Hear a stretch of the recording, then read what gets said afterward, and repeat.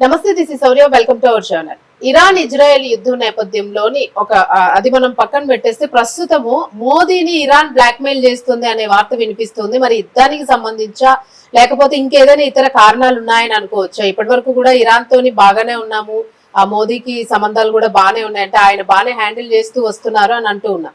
But ఇప్పుడు black mailing అంటే ఏ రకంగా బ్లాక్ మెయిల్ చేస్తూ ఉన్నారు, అదేమైనా థ్రెట్ ఉందా మన ఇండియాకి? సో ఈ డీటెయిల్స్ అన్ని కూడా సార్ అడిగి తెలుసుకుందాం. సార్ ఏంటి సార్, అంటే మోదీని బ్లాక్ మెయిల్ అంటే మనం ఎట్లా తీసుకోవచ్చు? అది ఇండియాకి ఏమైనా ఎఫెక్ట్ అయ్యే ఛాన్స్ ఉంటుందా, ఇండియాకి సంబంధించి అని అనుకోవచ్చా? నిన్నటి నుంచి ఒక వార్త వైరల్ అవుతుంది, అది ఇరాన్ మోడీని బ్లాక్ మెయిల్ చేస్తుంది అని వార్త. ఎందుకంటే మన దేశంలో ఇప్పుడు ఎల్పిజి గ్యాస్ క్రైసిస్ అనేది మొదలైంది. అది మన వంటింట్లలోకి వచ్చేసింది. ఆ హోటల్స్ అన్ని బంద్ అయిపోతున్నాయి. చాలా ఫ్యాక్టరీలు మూసేసే పరిస్థితి ఏర్పడింది. సో ఎల్పిజి గ్యాస్ సంక్షోభం అనేది మన దేశానికి తాకింది. అయితే ఇప్పుడు మోడీ ఇరాన్ తో మాట్లాడి చర్చలు జరుపుతున్నాడు. మోడీ వాళ్ళ ప్రెసిడెంట్ తో కూడా మాట్లాడాడు. జయశంకర్ వాళ్ళ ఫారిన్ మినిస్టర్ అబ్బాస్ అరాక్చీతో కూడా మాట్లాడుతున్నాడు. ఈ నేపథ్యంలో ఇరాన్ బ్లాక్ మెయిల్ చేస్తుందని ఒక వార్త వైరల్ అవుతుంది. అసలు ఏంటి బ్లాక్ మెయిల్, దీన్ని మోడీ భావన నష్టాలు ఉన్నాయి అనే విషయం చూడాలి. ఎందుకంటే మనం గత కొంతకాలంగా ఇరాన్ తో సంబంధాలు పెంచుకున్నాం. ఒకప్పుడు ఇరాన్ దగ్గర నుంచి మనం 10 to 18% క్రూడ్ ఆయిల్ కొనేవాళ్ళం. ఇవాళ జీరోకి వచ్చేసింది. అలాగే మనం ఇరాన్ లో ఉండే చాబహార్ పోర్ట్ ని డెవలప్ చేయడానికి $500 మిలియన్ ఖర్చు పెట్టాము. కానీ 2026 బడ్జెట్ లో దానికి జీరో, ఏమీ కేటాయించలేదు, ఆపేశాము. అలాగే మనం ముంబై టు మాస్కో ఒక కారిడార్ అన్నమాట. దీన్ని INSTC కారిడార్ అంటారు, international north south transport corridor. ఇదేంటంటే మొత్తం 7,200 కిలోమీటర్లు ఉంటుంది. ఇది సూయజ్ కెనాల్ మీదుగా ఒక west Asia and central Asia, ఆఫ్ఘనిస్తాన్లకి మనం సరుకులు పంపించేదానికి ఈ రూట్ బెస్ట్ అనమాట. అంటే పాకిస్తాన్ అవాయిడ్ చేసేసి మనం పంపించవచ్చు. సూయజ్ కెనాల్ సూయజ్ కెనాల్ అయితే 40 రోజుల్లో చేసే జర్నీ 25 రోజులు పడిపోతుంది అనమాట. దీనివల్ల హాఫ్ కాస్ట్ మనకి తగ్గుతుంది. సో ఈ కారిడార్ ని మనం ఇండియా ప్లాన్ చేస్తుంది. సో కానీ ఇప్పుడు ఇవన్నీ కూడా పెండింగ్ లో పడిపోయింది. అంటే ఇరాన్ తో మనకి మంచి సంబంధాలు ఉన్నాయి మనకి వరకు, కానీ అమెరికా ఆంక్షలతో మనం ఇరాన్ తో సంబంధాలు ఆపేసుకున్నాం. ఇరాన్ కి ఇండియాకి మధ్య బైలేటరల్ ట్రేడ్ కూడా 2 బిలియన్ల లోపలికి వచ్చేసింది అనమాట. సో దాంతో మోడీ ప్రభుత్వం ఇజ్రాయెల్ తో సంబంధాలు మెరుగుపరుచుకుంటుంది. జస్ట్ యుద్ధం ప్రారంభించడానికి 48 గంటల ముందే మోడీ ఇజ్రాయెల్కి వెళ్ళి వాళ్ళ పార్లమెంట్ కన్సెప్ట్ అంటారు, ఆ పార్లమెంట్ లో కూడా ఆయన మాట్లాడాడు, అది చేసుకున్నాడు. ఫాదర్ ల్యాండ్ అన్నాడు, చాలా హ్యాపీగా ఉన్నాడు. కానీ మోడీకి ఇజ్రాయెల్ యుద్ధం జరగబోతుందని హింట్ కూడా ఇవ్వలేదని చెప్తున్నారు. దాంతో ఇజ్రాయెల్ ఇండియాను మోసం చేస్తుందనే వాదనలు కూడా వస్తున్నాయి. కావాలని వాళ్ళ ఇమేజ్ పెంచుకోవడం కోసమే మోడీని టైంలో పిలిపించి దాన్ని పెద్ద ఎత్తున పబ్లిసిటీ చేసుకున్నారు. అంతేగాని భారత్ కి టైమింగ్ అనేది బాగా బ్యాడ్ అయింది అనేది కూడా వచ్చాయి. దానివల్ల యుద్ధం వచ్చిన తర్వాత ఇరాన్ హార్మోజ్ జలసంధిలో ఆపేసినప్పుడు మన షిప్పులు కూడా దాదాపు 34 షిప్పులు ఆగిపోయినాయి. దానివల్ల మన ఆయిల్ ఎఫెక్ట్ అయింది. ఈ లోపల అమెరికా పర్మిషన్ ఇవ్వడంతో రష్యా నుంచి ఆయిల్ అయితే కొంటున్నాం, కానీ అది గతం కంటే కూడా డబుల్ అయిపోయింది. ఇప్పుడు ఒకప్పుడు $59 రష్యా నుంచి ఆయిల్ కొంటే ఇవాళ 100, 104, 110 వరకు కూడా వెళ్ళే పరిస్థితి కనబడుతుంది. దీనివల్ల మనం డబుల్ ఆయిల్ మీద బతికాల్సిన పరిస్థితి ఏర్పడింది. అయినప్పుడు కూడా మోడీ ప్రభుత్వాన్ని అభినందించాలి. 80 దేశాల్లో పెట్రోల్ డీజిల్ రేట్లు పెరిగినా కూడా ఇండియాలో ఇప్పటి వరకు పెట్రోల్ డీజిల్ రేట్లు పెరగలేదు. ఆ రకంగా ఈ సంక్షోభాన్ని మన వినియోగదారుల మీద వేయలేదు. ఆ మేరకి అభినందించాల్సింది.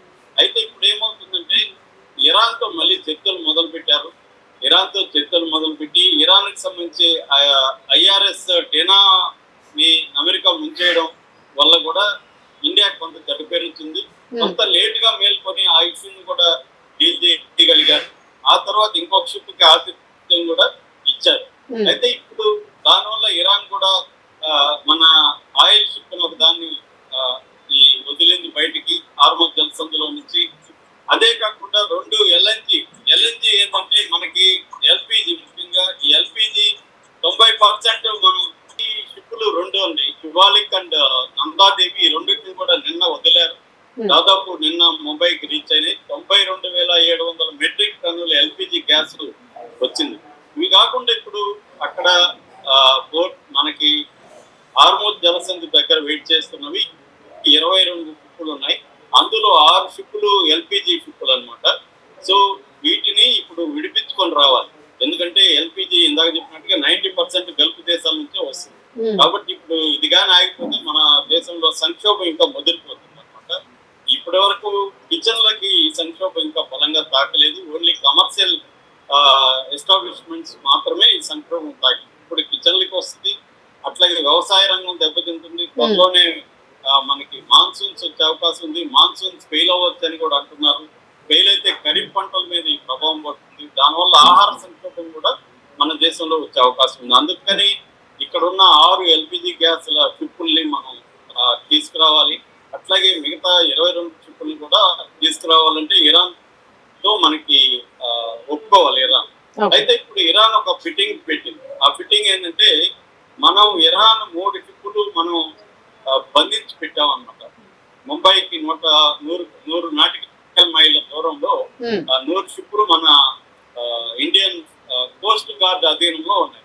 ఆ 3 షిప్పులు ఏవంటే అస్ఫాల్ట్ స్టార్, అల్జెప్జియా, తర్వాత స్టెల్లార్ రూబీ. ఈ 3 మామూలుగా ఇరాన్ కానీ రష్యా కానీ ఈ రెండింటి మీద వెస్టర్న్ కంట్రీస్ ఆంక్షలు విధించారు. ఆంక్షలు విధించడం వల్ల వాళ్ళ దగ్గర నుంచి ఆయిల్ కొనడం కానీ లేకపోతే డిఫెన్స్ కానీ ఏది కూడా ఎవరు కూడా వ్యాపారం చేయగలరు.